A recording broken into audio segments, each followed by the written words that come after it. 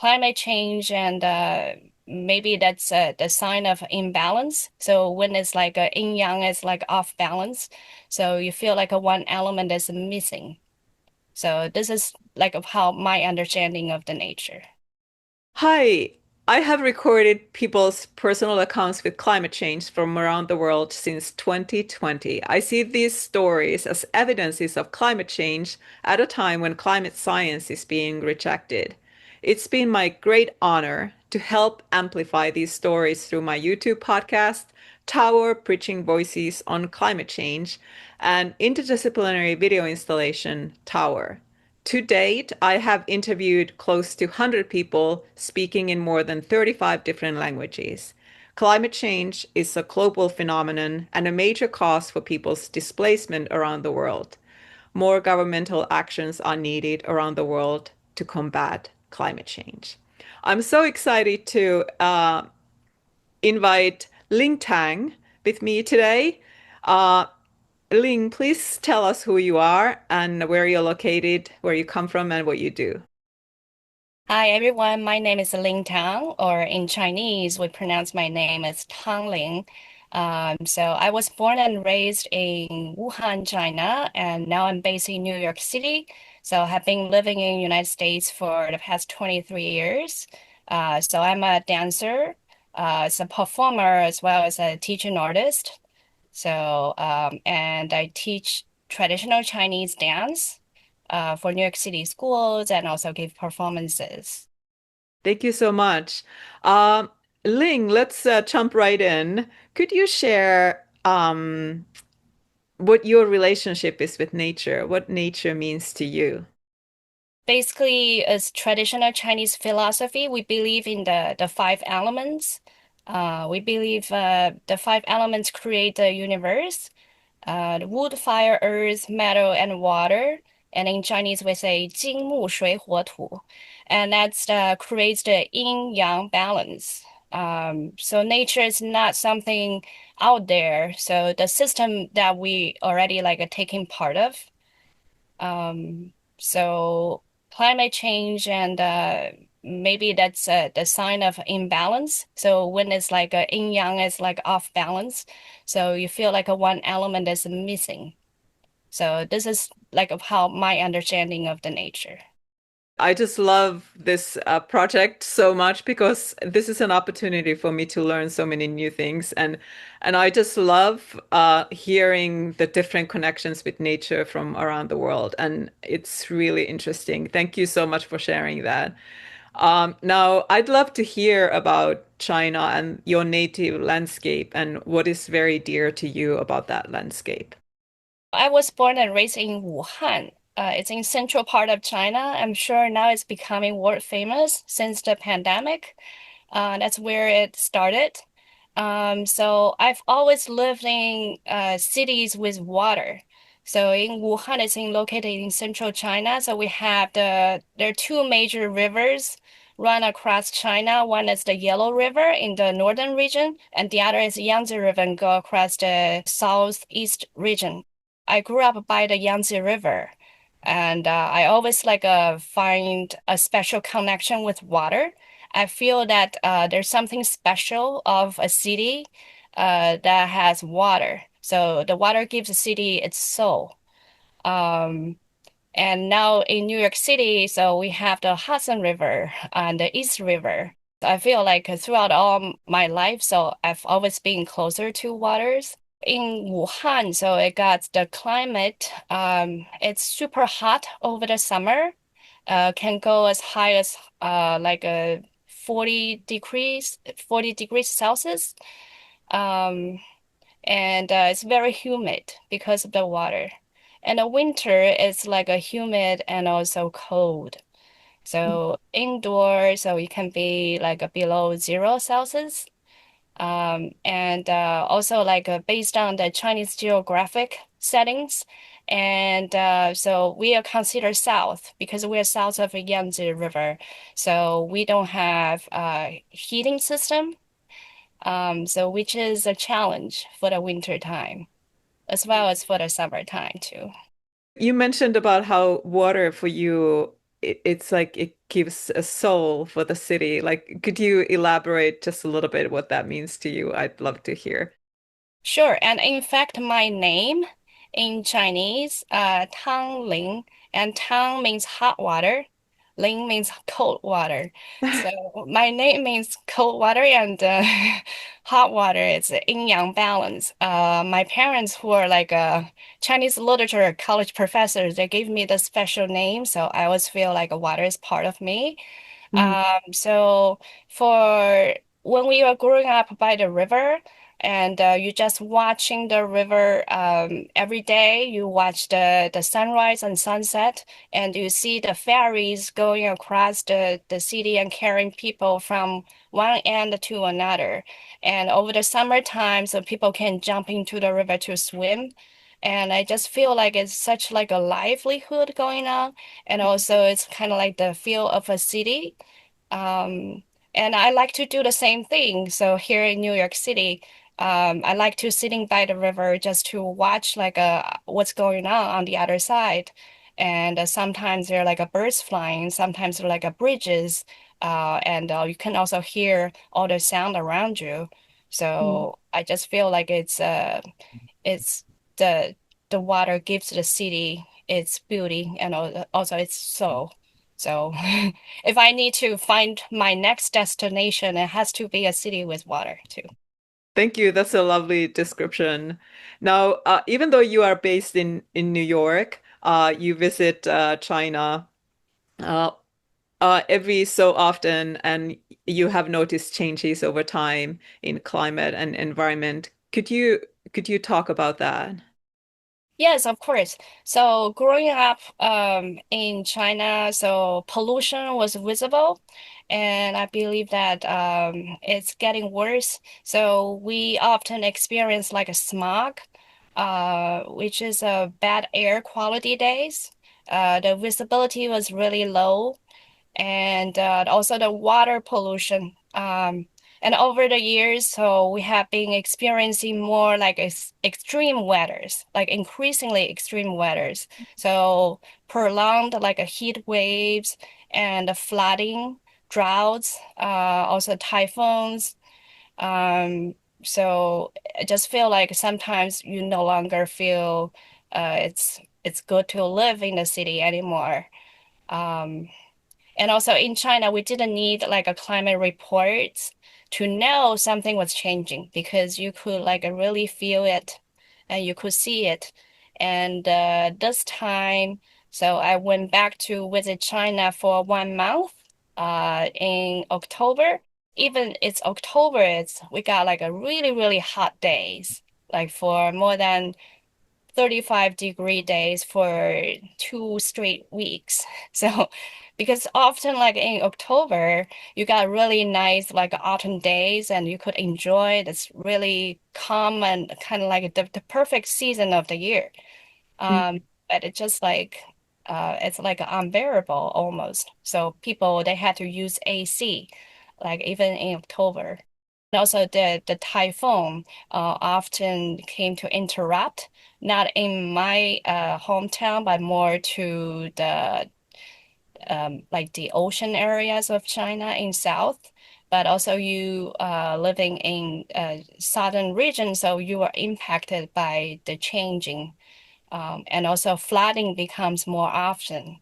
In China, because over the past 20 years, the urbanization, so people are building like high skyscrapers.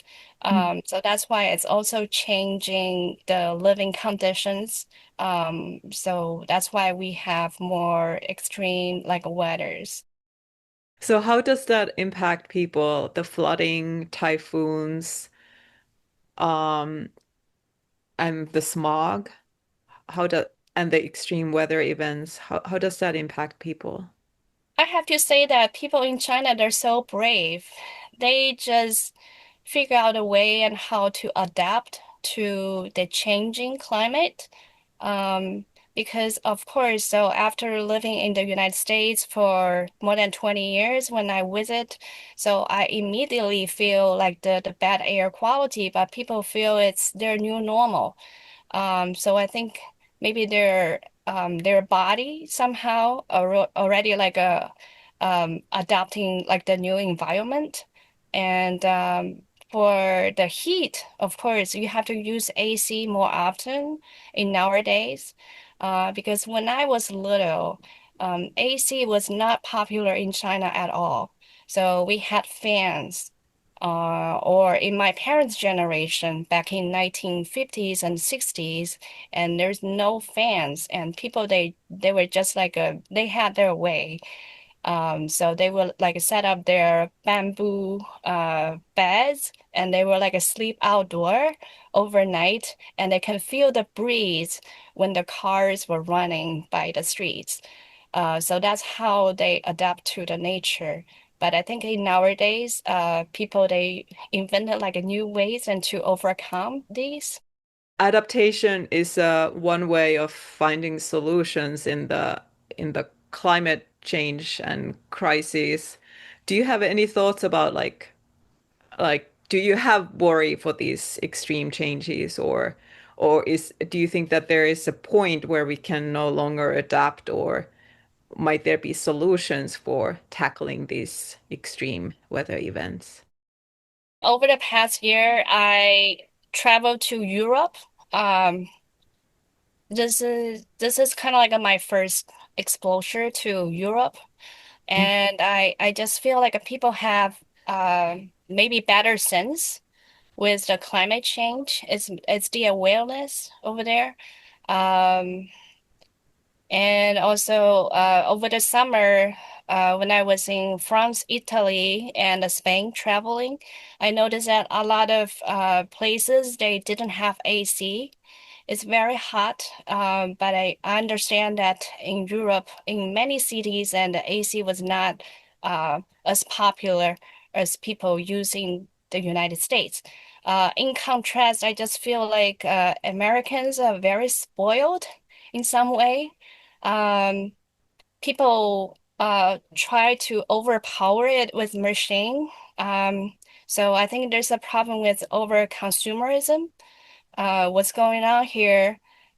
Because there are a lot of because you have the access and you can find a way to make yourself comfortable, but without thinking too much of the sustainability and what's the cost. So you're going to create for the climate change. So I think that's a problem, also for the education here in the United States. Recently, there was the Brazil COP, and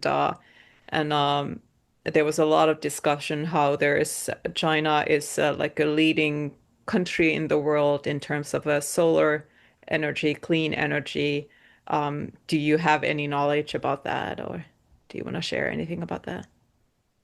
Right. China is the leading country for solar energy. So if you travel to the countryside, so you will see just like large lands covered by solar panels. Um, but also on the other hand, it's also creating some other kind of like controversies. So people thinking that the solar energy is taking the traditional agriculture. So it taking a lot of the land, and also for on the western region. So when because mostly the population in China is concentrated to the eastern side of China, for the western region, so that's when they have the ability and to do more like a clean energy, and they have the wind. So they have the windmills. Also, they have the solar. But for the southern areas, and you probably heard about China still building like the big dam, for the water. But it has become like a controversy for like a such a for many years, because my hometown is very closer to the largest dam that built like by the Yangtze River, and we already see the results how that's causing the consequences. But China is Like building what consequences can you say a little? by building the dam, you need to bring the water level to a higher, and so and it's all like it's hard to predict like how much water it's like how high the water level you wanted to bring to accurately. And sometimes when it's like a rainy days and when it's flooding, so it's causes like some problems. So they need to release like a certain amount of water and to create a balance. But of course, it's like it's you can't like control it totally by human. There's also like a human error. So that's why a lot of flooding happens because it's just like unpredictable weather. And also to the environment because you used to have like a high mountains or the hills, but now that water level brings up, so a lot of like buildings got like a submerged like inside of the water. Um, and some like ancient cities and people they have to migrate and to like a higher places. So it's also creates some like a social like a migration and for Mm. people to live in their countrysides. So it's leading to like the urbanization. And in fact, they're building another big dam right now in the Tibetan region. Um, and for the construction itself, it's also damaging like the nature environment. Thank you so much for sharing. Um, because Tower is a multilingual project, I would also love you to share something in your native language, Mandarin. Um, you have an opportunity for viewers who understand Mandarin, talk about, maybe you can talk about your love for the landscape. And you were talking about the soul of the river and maybe something about the solutions, ways to adapt. And you were talking about uh, um, how Chinese people are very strong. I loved how you said that. So if you can share that in Mandarin. 所以这个气候变化现在是在世界上都是一个非常，它是真实存在的。所以从我从小在中国的整个的生活的环境，我们就能感受到这么多年，气候变化所给我们造成的很多的影响，影响到我们的生活，影响到我们居住的环境，也影响到我们跟世界之间的这种连接。所以我从小就是生活在这个有水的地方。我认为就是水会给人带来很多的灵感，同时呢，就是水多了以后也会造成很多的一些灾害，包括现在在中国，可能大家比较关心的一些主要的议题，就是关于这个水灾和这个气候的变化，还有对这个新建的很多的大坝。当然，就是在中国也是在世界领先的，是做到用这个太阳能。当然，太阳能也会可能造成对其他的农业的一些影响。